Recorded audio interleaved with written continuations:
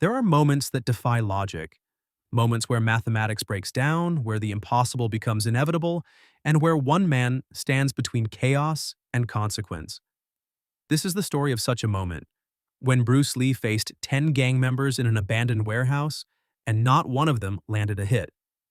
The spring of 1964 carried a strange weight in San Francisco's Chinatown.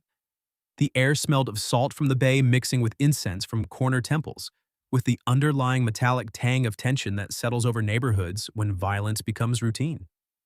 On Grant Avenue, between the tourist shops selling jade figurines and silk scarves, there existed another world. A world of territorial disputes, protection rackets, and young men who believed strength came from numbers and intimidation. Bruce Lee was 23 years old that spring. He stood 5 feet 7 inches tall, weighed 135 pounds, and moved through the world with the quiet confidence of someone who had already looked death in the eye and found it unimpressive. He had arrived in San Francisco from Hong Kong years earlier with nothing but a fighting philosophy that most dismissed as impractical and a belief that truth could be found through honest combat. His Kwun, his school, occupied the second floor of a weathered building on Broadway Street. The wooden stairs leading up creaked with age, announcing every visitor. Inside, the space was sparse, hardwood floors worn smooth by thousands of hours of footwork, a few heavy bags suspended from ceiling beams, mirrors covering one wall. The windows faced east, catching morning light that turned the floating dust particles into galaxies of gold. He had students. Not many, 12 regulars who came after their day jobs, who worked through forms and conditioning until their shirts darkened with sweat. They came because they had heard something different in Bruce's teaching, something that rejected the ornamental in favor of the functional, the traditional in favor of the practical. He taught them that style was a cage, that real fighting required shedding everything unnecessary until only truth remained. But in Chinatown's traditional martial arts community, Bruce Lee was not a teacher. He was a problem.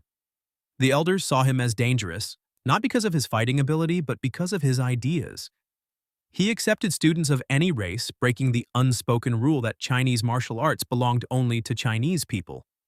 He taught practical application rather than ceremonial kata. He questioned everything, stripped away mysticism, and worse, he was willing to prove his methods worked through actual combat. In a community built on respect for tradition and hierarchy, Bruce Lee was a philosophical grenade with the pin already pulled. The warnings came first. Quiet words passed from older instructors to Bruce's landlord, suggestions that perhaps his lease might not be renewed. Students received visits from family members who suddenly became concerned about the propriety of this young instructor's methods. The pressure was social, subtle, designed to squeeze him out without direct confrontation. Bruce ignored it. He continued teaching, continued accepting anyone who walked through his door with genuine desire to learn, continued stripping martial arts down to its essential mechanics. He told his students that water was the strongest element precisely because it adapted to any container, that fighting was honest conversation where punches asked questions and blocks provided answers. Then the warnings became less subtle. On a Tuesday evening in early May, 3 men appeared at the Kwun during class. They did not remove their shoes at the door, a calculated disrespect that made Bruce's students stiffen immediately. The visitors wore matching black jackets, their hands thrust deep in pockets, their postures broadcasting contained violence. The lead figure was older, perhaps 40, with graying temples and a scar cutting through his left eyebrow. He spoke Cantonese with a formal cadence that felt rehearsed, almost ceremonial. His words carried through the training space with deliberate weight, each syllable dropping like stones into still water. He explained that the traditional schools had reached consensus. Bruce's methods were disrupting harmony. His acceptance of non-Chinese students dishonored the ancestors. His practical approach diminished the sacred art. He had 30 days to close his school, apologize to the traditional masters, and cease teaching. If he refused, there would be consequences. Bruce listened without interrupting, his face maintaining an expression of polite attention that revealed nothing. When the speaker finished, silence stretched between them. Not empty silence, but the kind heavy with decision points and irreversible choices. Bruce's response came quietly, without anger or bravado. He explained that he taught truth, and truth belonged to no race or tradition. His door remained open to anyone willing to work.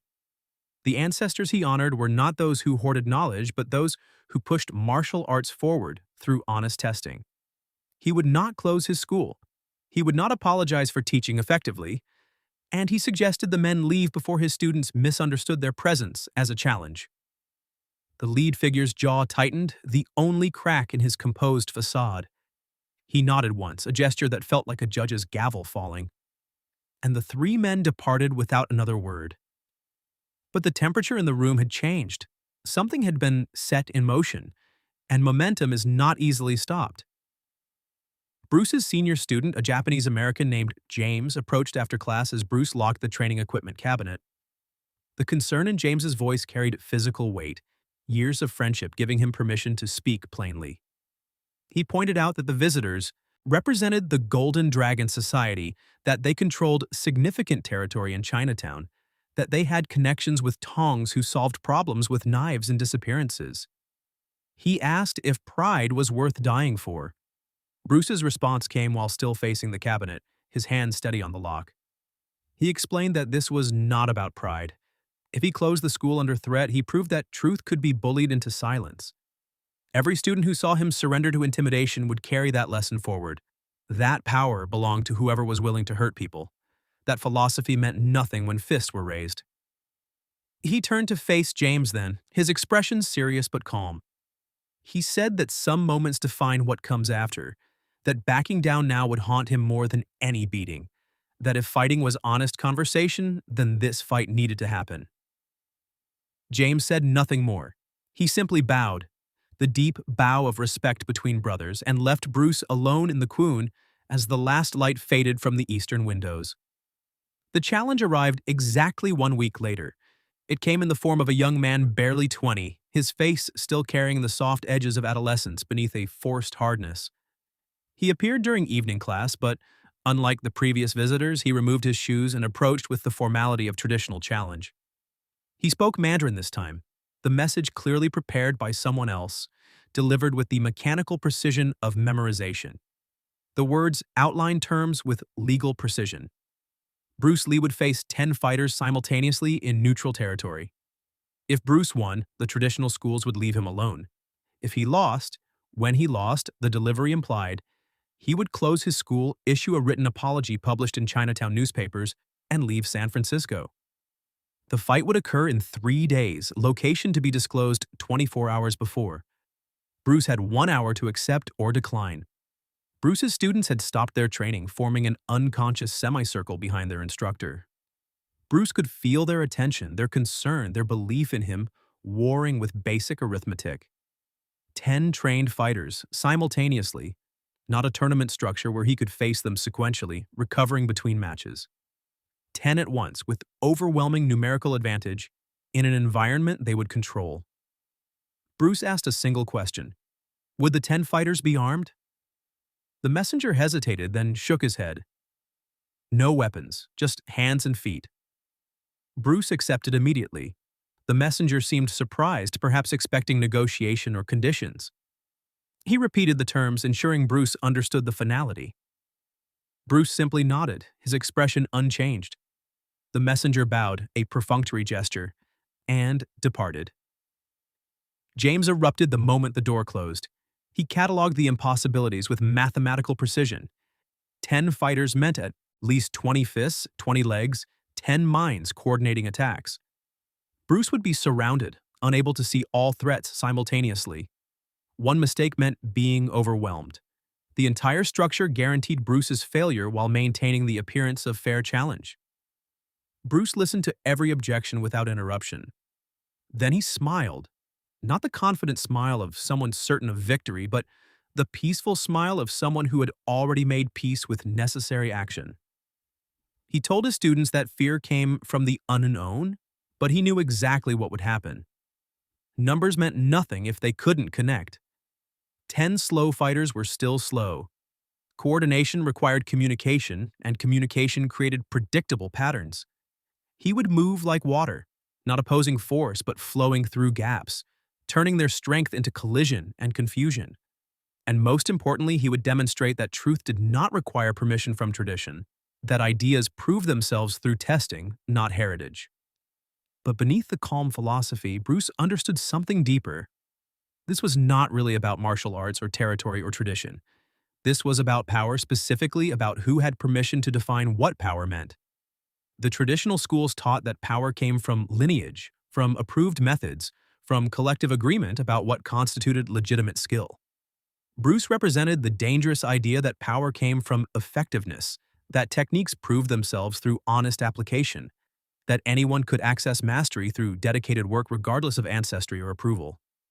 If he lost, he would prove tradition correct, that the old ways held wisdom, that structure and hierarchy existed for good reason, that revolutionary ideas were just arrogance waiting to be humbled. If he won, he would shatter something fundamental. He would demonstrate that innovation could surpass tradition, that one dedicated individual could overcome organized opposition, that the future did not require permission from the past. The next 72 hours felt elastic, stretching and compressing unpredictably. Bruce trained differently during those days. Less technique work, more meditation. He spent hours in stance work, building the leg strength necessary to move explosively in any direction without telegraphing intention. He practiced transitions, not complete techniques, but the empty space between techniques, the fractional seconds where commitment to one movement made another impossible. He studied angles, visualizing how 10 bodies could physically arrange themselves, where gaps would inevitably appear in their coordination. His students trained with him, but the atmosphere had changed. They pushed harder, as if they could transfer their strength to their teacher through shared effort. They stayed late, finding excuses to clean equipment that was already clean, to adjust mirrors that were perfectly positioned. None of them spoke about what they were really doing, extending time, postponing the moment when Bruce would walk into that warehouse and face mathematics that did not favor him. On the third day, location details arrived. An abandoned warehouse on the waterfront, near Pier 45. The building had once housed fishing equipment but had sat empty for years, windows broken, doors hanging crooked, claimed by rust and seabirds. Neutral territory, neither Bruce's school nor the traditional master's spaces, but isolated enough that whatever happened would occur without witnesses who might involve police. Bruce arrived alone 90 minutes before the scheduled time. He wanted to feel the space, to understand the environment before it filled with hostile intention. The warehouse was larger than he had expected, perhaps 80 feet by 60, with concrete floors stained by decades of fish oil and salt water. Steel support columns rose at regular intervals, creating natural obstacles. The ceiling stretched 20 feet overhead, corrugated metal that amplified every sound. Light entered through high windows and broken sections of wall, creating distinct zones of brightness and shadow. Bruce walked the perimeter slowly, testing the floor's grip with different footwork patterns. The concrete was uneven, with cracks and slight elevation changes that could catch unwary feet. Near the center, a patch of floor was smoother, worn down by years of heavy equipment. That would be the primary fighting space, the area with least variability where his footwork could operate without environmental surprises. He tested the acoustics, clapping once and listening to how sound moved through the space. The metal ceiling created echo, meaning he could potentially track movement by sound alone. The support columns were roughly 12 inches in diameter, wide enough to provide temporary cover, but not wide enough to hide behind completely. Then he stood in the center of the smooth floor section and closed his eyes. He visualized 10 fighters arranging themselves around him. Basic geometry suggested they would form a rough circle, but perfect circles were impossible to maintain during dynamic combat. As people moved, gaps would appear. Instinct would pull fighters toward the action, creating clusters. Those clusters would obstruct each other. His task was not to fight 10 people. His task was to ensure they could never coordinate their 10 people into simultaneous, effective attacks. The sound of engines pulled Bruce from visualization. Multiple vehicles approaching, they arrived in 3 cars disgorging bodies that moved with the coordinated casualness of practiced violence. 10 fighters emerged first, younger men, ages ranging from late teens to perhaps 30. They wore loose clothing allowing full range of motion, most in dark colors. Their physical conditioning varied. Some carried the lean hardness of dedicated martial artists, others the bulkier build of street fighters who relied on power over technique. Behind them came the audience.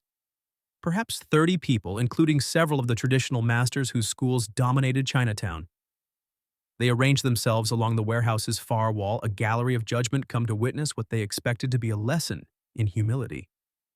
The lead figure from Bruce's school visit, the man with the scarred eyebrow, stepped forward. He carried himself with the authority of someone accustomed to obedience. His voice echoed off the metal ceiling as he outlined the rules with legal precision. No weapons. Fight continues until Bruce admits defeat. Cannot continue, or all 10 opponents are incapacitated. No time limit. Judges, he gestured to 3 traditional masters standing apart from the crowd, would determine if injuries required stopping the fight. Bruce could leave at any time by verbal submission, and all agreements would be honored. Did Bruce understand and accept these terms? Bruce nodded once. He had already removed his shoes, standing barefoot on the cool concrete. He wore a simple black t-shirt and loose dark pants, nothing to grab, nothing to restrict movement. His hands hung relaxed at his sides, his breathing slow and controlled. The 10 fighters moved into position, forming a loose circle with perhaps 8 feet of radius. They did not attack immediately, instead, taking time to establish spacing, to read Bruce's positioning. This was smart, controlled aggression rather than wild rushing. Someone had coached them on basic pack tactics. The scarred eyebrow man raised his hand, pausing for dramatic effect. Then he dropped it. The first fighter came from Bruce's front left, a straight punch aimed at jaw level. A testing strike meant to gauge reaction speed. Bruce's response was so economical it appeared almost lazy. A minimal head slip let the punch pass through empty air where his face had been a fraction of a second before, and Bruce's counter, a straight finger jab, struck the extended arm's nerve cluster just below the elbow. The fighter's arm went numb instantly, dropping useless to his side, his expression flashing surprise before pain arrived. But Bruce was already moving. 2 more fighters attacked simultaneously from his right side, trying to exploit his commitment to the first counter. Bruce stepped diagonally forward left, not away from the threat, but into the narrow gap between attackers. His left leg swept low, catching one fighter's ankle mid-stride. The man crashed down hard, the concrete making a hollow sound against his back. Bruce's elbow found the second fighter's solar plexus, not a knockout blow, but enough to fold him forward, gasping. 4 seconds had elapsed. 3 fighters were damaged. The remaining 7 adjusted their strategy immediately, tightening the circle, reducing the space Bruce had to maneuver. This was the danger, not individual skill but collective physics, the mathematical reality that walls could be made of bodies. A fighter behind Bruce grabbed for his shoulders, trying to establish a hold that would let others attack freely. Bruce dropped his weight suddenly, slipping beneath the grab while simultaneously driving his elbow backward into the attacker's ribs. The crack was audible across the warehouse. The fighter released immediately, staggering back, but the momentary stationary position cost Bruce. A kick came from his left, a roundhouse aimed at his ribs. Bruce turned into it rather than away, accepting the impact on his forearm while simultaneously closing distance. His palm strike caught the kicker's knee, not the kneecap itself, but the inside ligature that controlled lateral stability. The leg buckled, and the fighter went down, clutching his joint. The watching masters leaned forward slightly. This was not how they had expected the fight to unfold. Bruce moved constantly now, never remaining stationary long enough for the remaining fighters to coordinate simultaneous attacks. He flowed between them like water finding paths through stones, each movement serving triple purpose: evading one attack, countering another, repositioning for the next exchange. His breathing remained controlled, his expression focused but calm. A fighter with a shaved head attempted a jumping kick, spectacular but telegraphed. Bruce ducked under it, using the airborne moment to strike the supporting leg's ankle. The fighter landed poorly, rolling awkwardly on the concrete. Bruce's follow-up kick to the ribs was precise, calculated, enough to remove him from the fight without causing permanent damage. 5 fighters remained standing, but their coordination had shattered. They no longer moved as a coordinated unit, but as individuals trying to solve an impossible problem. Each attempted attack created openings that Bruce exploited with devastating efficiency. A grappler rushed in low, trying to tackle Bruce at the waist. Bruce's knee rose sharply, meeting the descending face with geometric precision. Blood erupted from the grappler's nose, and he dropped like someone had cut his strings. 4 fighters left. They paused, circling but no longer attacking, their confidence replaced by the dawning realization that mathematics had failed them. Bruce waited in the center, his breathing slightly elevated but controlled, his stance ready but not aggressive. Sweat darkened his shirt, but his eyes remained sharp, tracking all four remaining opponents simultaneously. The fighter with the numbed arm had regained some function. He attacked again, more cautiously this time, trying a low kick. Bruce checked it with his shin, the impact producing a hollow sound. His counterpunch found the fighter's temple, not full force, but enough. The fighter's eyes lost focus and he sat down heavily, consciousness leaving him in stages. 3 remained. They attacked together finally, having learned that isolated attempts were suicide. 3 bodies converged simultaneously from different angles, trying to overwhelm through pure simultaneous arrival. Bruce's response was the most technically brilliant moment of the entire fight. A spinning back kick that caught one fighter in the abdomen, folding him instantly, while Bruce's rotation continued into a sweeping arm block that deflected the second fighter's punch and set up an elbow strike that found his jaw. The second fighter dropped. 2 left. The final 2 fighters looked at each other, a wordless conversation passing between them. They had seen their 8 companions fall in less than 2 minutes. They understood now what they were facing, not superior size or strength, but something more fundamental. They were facing someone who had dissolved the boundary between thinking and action, whose body responded to threats before his conscious mind registered them, who moved like violence itself had become fluid. They did not attack again. They simply stepped back, hands dropping, heads bowing slightly in the universal gesture of submission. The warehouse had gone completely silent. Bruce stood in the center of the smooth concrete section surrounded by groaning, injured fighters. Not one of them had landed a clean hit. His shirt was torn slightly at the shoulder from a grab attempt, but his skin bore no marks, no bruises, no evidence of contact. He was not breathing hard. The watching masters stood frozen, their expressions cycling through disbelief, anger, confusion. They had expected a beating, a lesson taught through overwhelming force. They had expected Bruce Lee to be humbled, broken, made into an example of what happened to those who challenged tradition. Instead, they had witnessed something that contradicted everything their experience told them was possible. The scarred eyebrow man, the one who had delivered the original ultimatum, stepped forward slowly. His face had gone pale, all the commanding authority drained from his posture. He looked at the fallen fighters, at Bruce standing untouched, at the witnesses who had seen the impossible made real. His voice came out hoarse, uncertain, all the rehearsed formality abandoned. He spoke Cantonese words that translated roughly to acknowledgement and apology. The challenge had been met. The agreement would be honored. Bruce Lee's school would not be bothered again, but Bruce shook his head gently. When he spoke, his voice carried through the warehouse with quiet power, not loud but impossible to ignore. He addressed not just the scarred eyebrow man, but all the traditional masters lined against the wall. He explained that this fight solved nothing if they learned nothing from it. 10 skilled fighters had fallen not because he was superhuman, but because he had devoted himself to understanding truth while they had devoted themselves to preserving tradition. Truth was discovered through honest testing, through sparring, through failure, through stripping away everything that did not work. Tradition without testing became ritual, beautiful but empty. He told them he did not want their silence or their fear. He wanted them to question, to test, to embrace the idea that martial arts was a living thing that grew through challenge, not a dead thing preserved through repetition. The ancestors they claimed to honor had been innovators in their own time, had created techniques through experimentation and honest combat.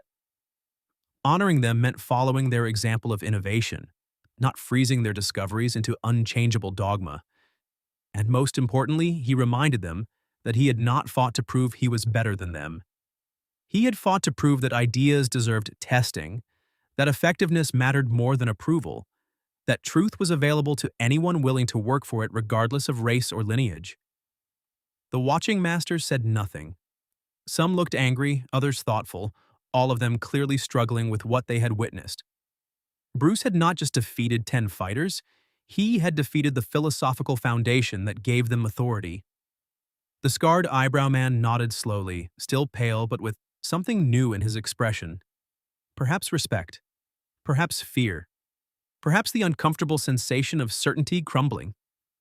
Bruce turned to the fallen fighters, several of whom were sitting up now, checking their injuries. He approached each one, offering a hand to help them stand, checking that their injuries were painful but not permanent. He spoke to them quietly, words the distant masters could not hear. He explained where they had telegraphed their movements, where their technique had created vulnerabilities, how they could improve. He was teaching them. Several of the fighters listened with the stunned attention of students who had just received an unexpected lesson. One, the grappler with the broken nose, actually asked a follow-up question, and Bruce demonstrated the proper stance adjustment that would have made the takedown attempt more effective. The scene was surreal. 10 minutes earlier, these men had been trying to hurt each other. Now, in the warehouse's dusty light, Bruce Lee was teaching the people who had tried to destroy him. James appeared in the warehouse doorway then, along with several of Bruce's students.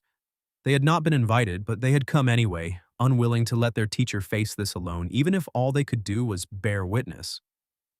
They stood frozen, taking in the scene, the injured fighters receiving instruction, the silent masters, Bruce standing calm and untouched at the center of it all. James's eyes met Bruce's across the warehouse space. No words were needed. The question had been asked and answered. Truth did not require permission. Innovation could surpass tradition. One dedicated individual, armed with tested skill and philosophical clarity, could indeed stand against organized opposition. The crowd began to disperse slowly, conversations breaking out in small clusters. Several of the traditional masters left without a word, their faces set in rigid disapproval. But others lingered, watching Bruce interact with the fallen fighters, perhaps seeing something they had not expected. One master, elderly, perhaps 70, with white hair pulled into a traditional topknot, approached Bruce as he finished checking the last fighter's injuries. The old man moved with the careful precision of advanced age, but his eyes were sharp, missing nothing. He spoke Cantonese, his voice carrying the texture of distant mountains and careful thought. He said that he had studied martial arts for 60 years, had trained with masters whose names were legendary, had believed he understood what skill meant, but he had never seen anything like what he had just witnessed. He asked a simple question: how was it possible?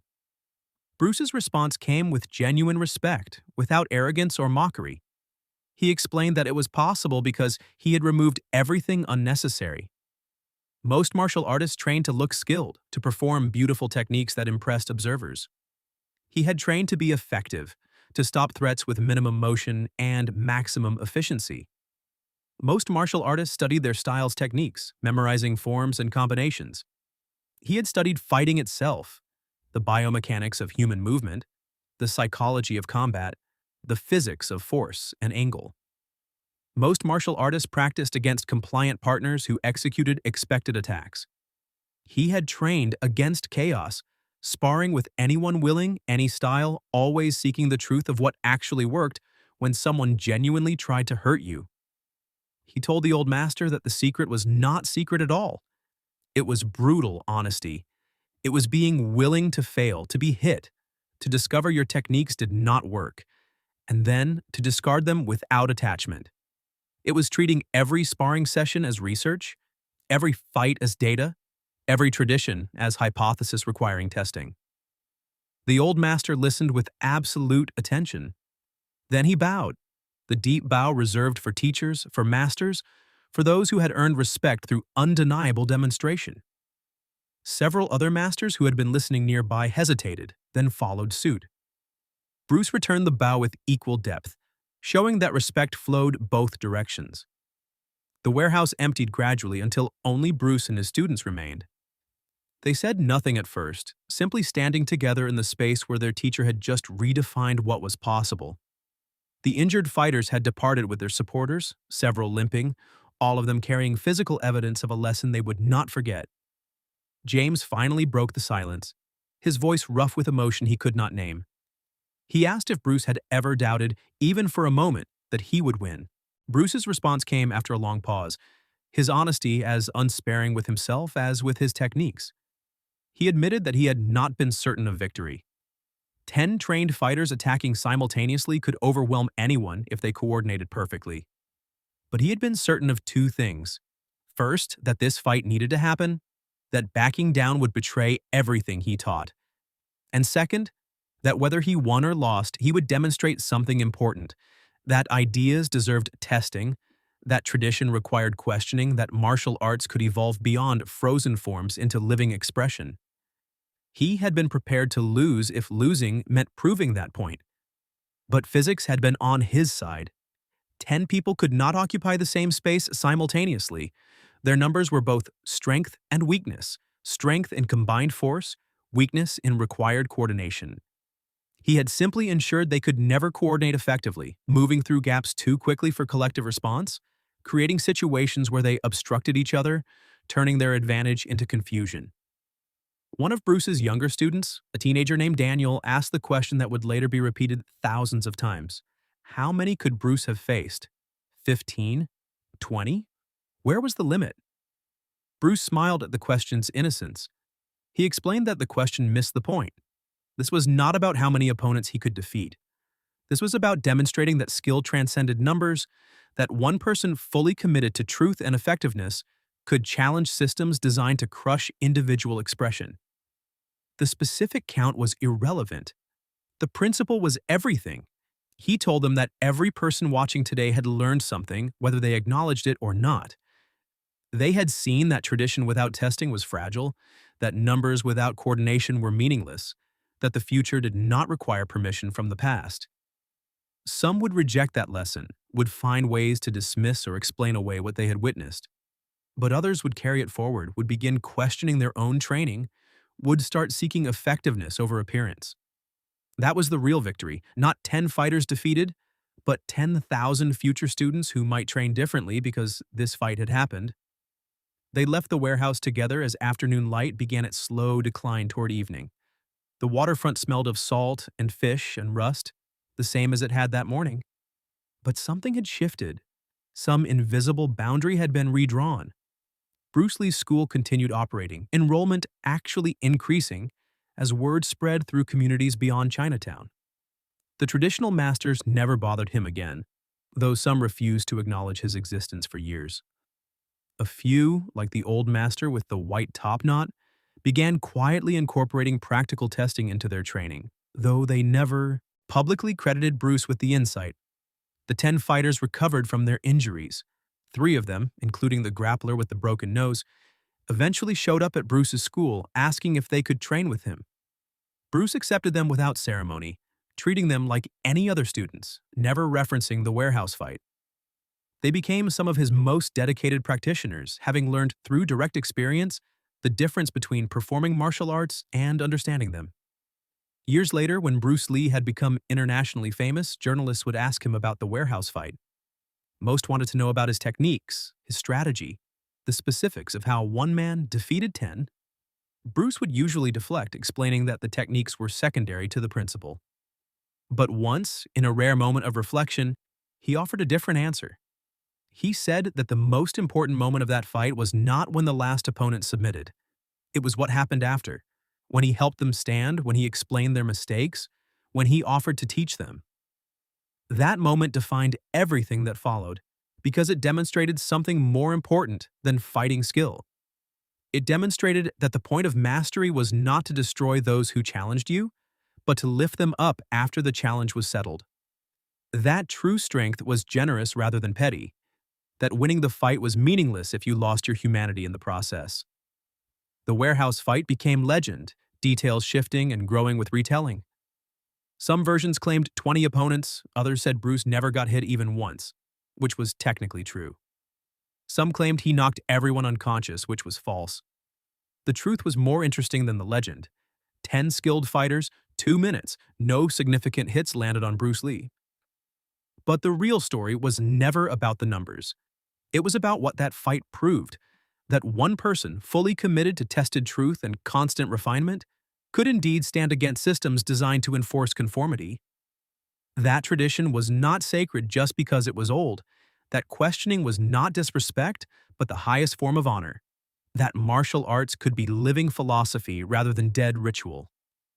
It was about the fact that Bruce Lee could have destroyed those 10 fighters, could have broken bones and ended careers, but chose instead to defeat them decisively while preserving their dignity, and then offering them a path forward.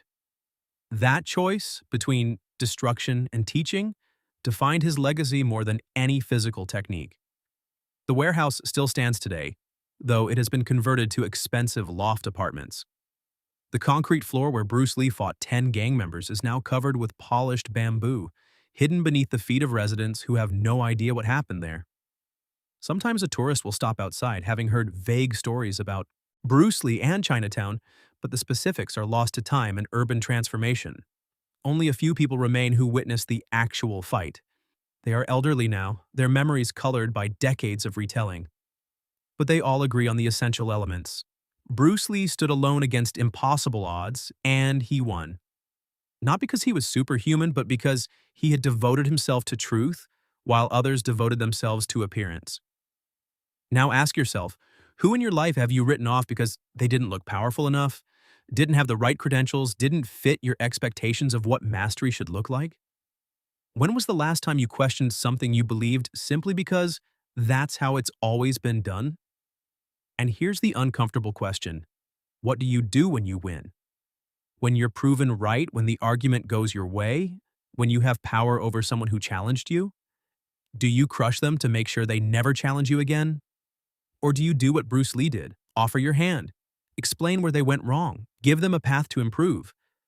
Because that's the real lesson of the warehouse fight, not the techniques, not the speed or the precision or the seemingly impossible victory against overwhelming numbers. The lesson is that how you treat people when you have every right to destroy them defines who you are more than any fight ever could. Bruce Lee faced 10 gang members in 2 minutes, and not one of them landed a hit. But the real story is what happened in the minutes after, when he proved that true mastery means being strong enough to be gentle, skilled enough to be patient, and powerful enough to teach rather than destroy. That's the legacy that outlived the man, the principle that transcended the techniques. In 2 minutes, Bruce Lee changed fighting forever. In the moments after, he changed what it meant to be a master.